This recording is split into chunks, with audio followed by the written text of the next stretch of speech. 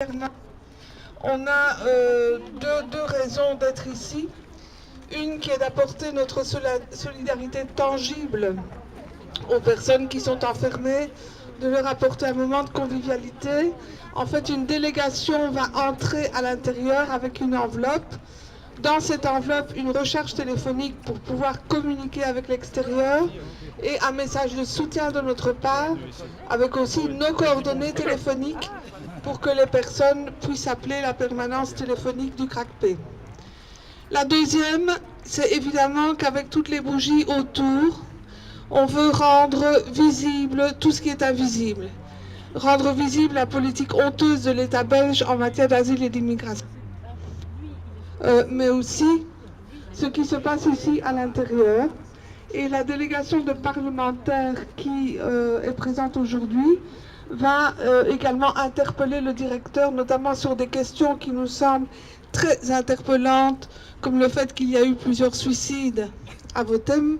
Beaucoup d'entre vous étaient là encore il y a quelques mois, à l'occasion de la mort de Djebré, jeune érythréen.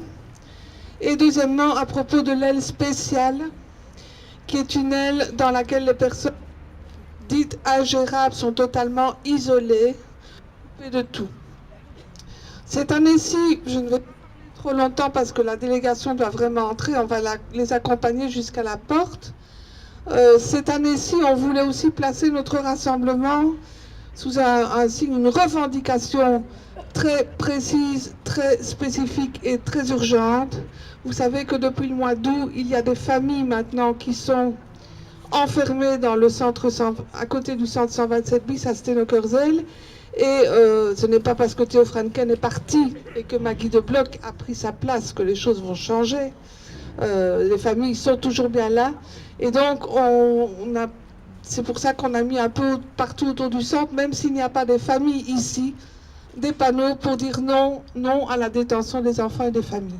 Voilà, je vous propose d'accompagner la délégation jusqu'à la porte. Alors, la délégation, elle est mixte, elle est parlementaire à Sarah Schlitz pour Écolo, avec Vanessa Matz pour le CDH.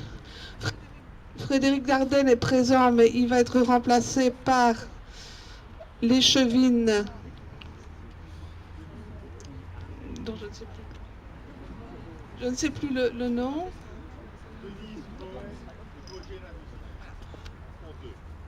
Voilà. Et Antonio Gomez Garcia va remplacer Raoul Edebau, qui ne peut pas être là pour le PTB.